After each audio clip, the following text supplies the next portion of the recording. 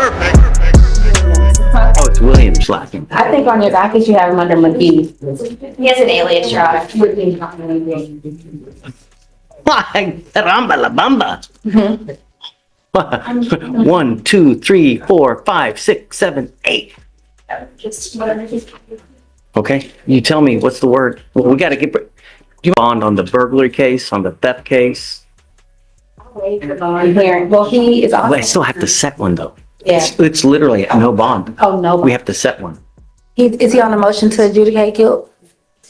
He's on deferred for UUMV from. Hey, no talking over there, please.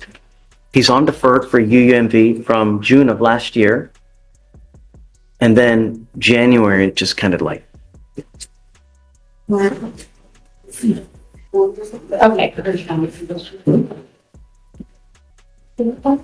So is your last name Williams or is it McGee? Okay. But what's the name? Williams was my alias name that I got when I was 5. I was from 5 till I was like in middle school. I had to use that name going throughout school. So Zion Williams was my alias name going from since I was 5 till I was in middle school. But So what's your birth certificate say? Zion McGee. Okay, so that's the name that we're going to use because that's your true name. Okay, Sir. Mr. McGee, I mean, I don't even know what happened, but I'm in shock, man. You're on deferred for an unauthorized use of a motor vehicle. Since January, you picked up a failure to ID, an evading arrest, 2 theft cases, another evading arrest, another UUMV, and another burglary of a motor vehicle. So we have. Whoa. Oh, excuse Hold me, on. sir. We're going to do probable. I have no idea what happened. We'll do probable cause on all of them because I have no idea. All I know is that you've got 1, 2, 3, 4, 5, 6, 7, 8 open cases. Hold up, did you catch that? The judge just rattled off 8 open cases for this 18-year-old. 8. That's not just bad luck. That's a full-time career in crime. Let me ask you, at this point, do you think the system should keep giving him chances, or is it time to lock him down? Okay. So let's do this. I see, so far, from January 23rd of this year, he had a failure to ID evading. We've already done probable cause. It's been found that there's a bond set. It looks like February 14th, a felony theft was picked up. A bond has been set on that case. Probable cause has been found. Now, as of 2/15, the next day, you picked up a theft, evading arrest, another unauthorized use, and a burglary of a motor vehicle. So we're going to do probable cause on all those cases. You have the right to remain silent. Anything you say can or will be used against you. So I guess, can you start with the theft from 2/15? Yes. So in this case, you're facing up to 6 months in jail and or a $2,000 fine. On February 14th, 2025, officers were dispatched to 6955 Sam Houston Freeway regarding a shoplifter. The call note stated that a black male wearing blue jeans and a brown jacket was inside the store concealing items. The officer observed the defendant walking outside the location and through the parking lot. The officer attempted to make contact with the defendant, who then began to flee on foot. The defendant ran through the parking lot, maneuvering through motor vehicles. The officer was then able to catch up with the defendant and attempted to tackle the defendant to the ground. The defendant was able to slip away and continue to evade. The officer was able to tackle the defendant to the ground, but was still attempting to stand back up and get away. So the officer struck him one more time to gain compliance, and he evaded for approximately 50 yards. Where was that theft from?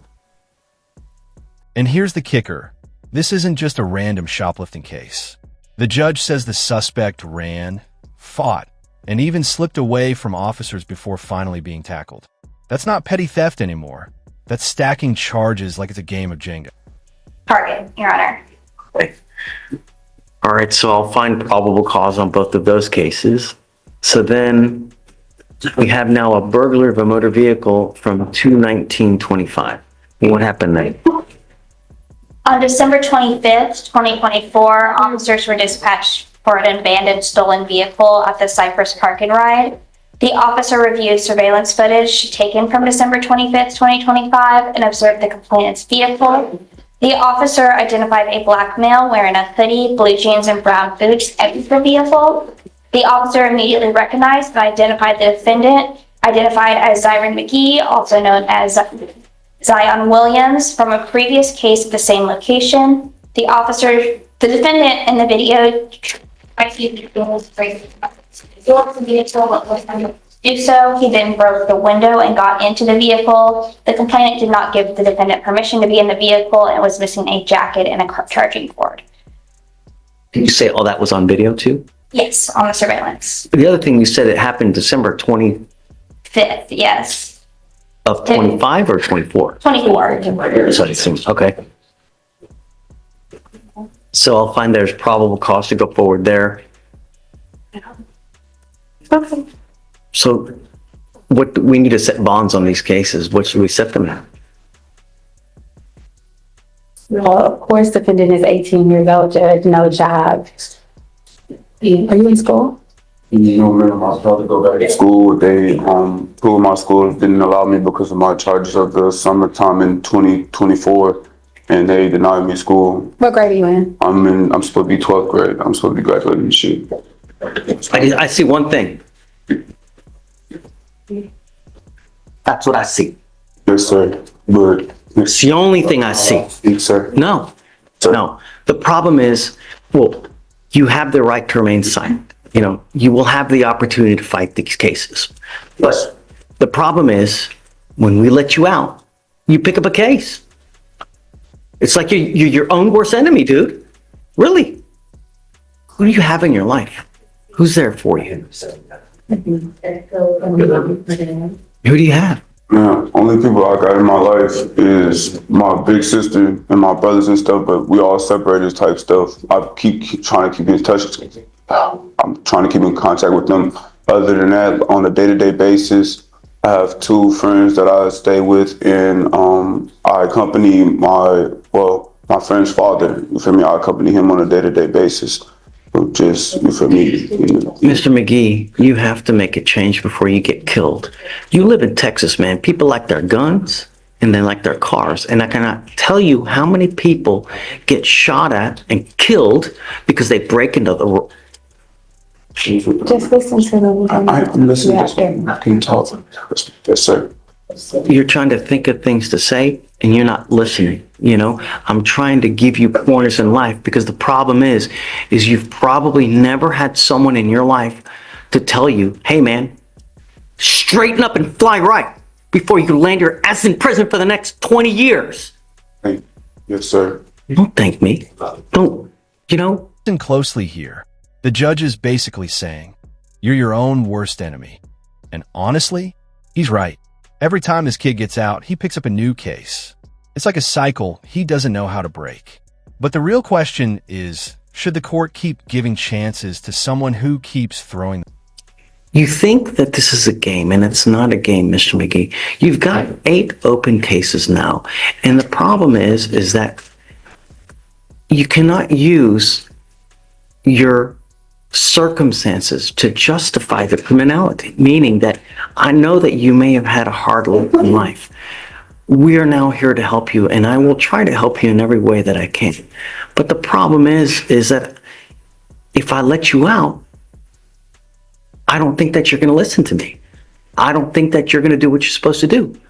So something's got to give. Either you're going to get a lengthy prison sentence, you're going to grow up in there with probably the wrong people trying to guide you.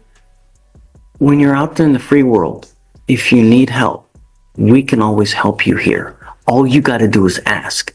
But when you're given a bad lot in life, you can still raise up and persevere. It's just how you go about doing it. You understand? Yes, sir. You've dug yourself a hole, but it's not so damn deep that you can't get out of. Someday you will, but you have to turn around because something's got to give. You're either going to get a lengthy jail sentence or you're going to end up dead. People like their guns and they like their cars. And when you mess with the wrong person, they're going to shoot your ass dead. And I can show you article after article after article where someone ends up dead because they break into the wrong person's car. I have it here once every 2 weeks. Someone's dead because of it.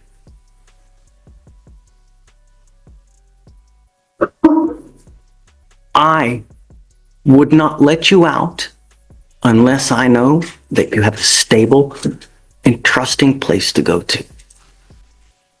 Not a friend, not.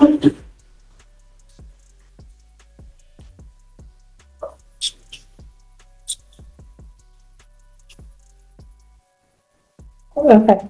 Mr. McGee, you need time. This isn't something that we just make here on a 2-second wham. I want to give you guys time to talk about circumstance, how things go. Right now, I'm going to set the bonds all at 5,000 and, I guess 5,008 because he has 8 cases open. You also have to understand one more thing. You probably don't have anyone in this life that's going to bond you out when you pick up criminal cases. So when you're out there in the free world and you're thinking of things, if I do this, could this land me in custody? Because if it does, you ain't got no one that's going to get you out. That's what you got to think about. You understand? Yes, sir. I don't want you to have any contact with any of the people, any of the places, complaining witnesses, no weapons. If you get out, I'm going to give you a leg monitor so I know where you are at all times. I don't know if that's going to happen now, but we need to find something. Something's got to change because what's happening now is just not working. And I'm not going to let you go. Somehow we're going to work this thing out one way or the other. So I guess let's set it a week and then see what you can to find something stable, and then just let me know. If you can, we'll talk and we'll think. The problem is you still have the felony cases upstairs. So even if whatever we do, you still have a $20,000 bond on the felony theft. Is that a stolen car case? The MJ case was a stolen car. I don't know if the more recent one. No, there's another 2,500 there.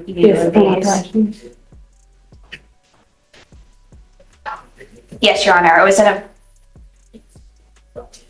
of the same transaction as that most recent one, it looks like. So yes, it was a stolen vehicle.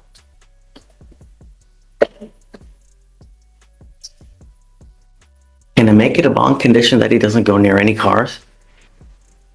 Your Honor,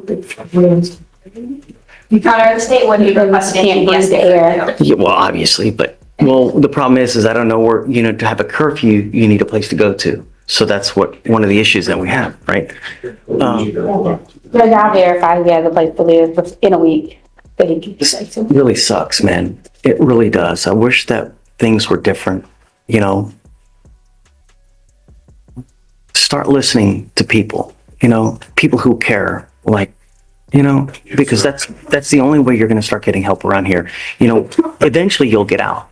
If you ever need anything, we have cell phones, tablets, places for you to go, to eat. You want a job? I can get you a job. We have damn near anything that you could possibly want. All you have to do is ask. Guys, hey, I don't want you to talk here because we got a whole audience here. It's not good. We'll get you back there talking. Thank you, Judge. We'll work it one way or the other, but you're your own worst enemy, my friend. Yes, sir. It's got to stop. I will. Okay. All right.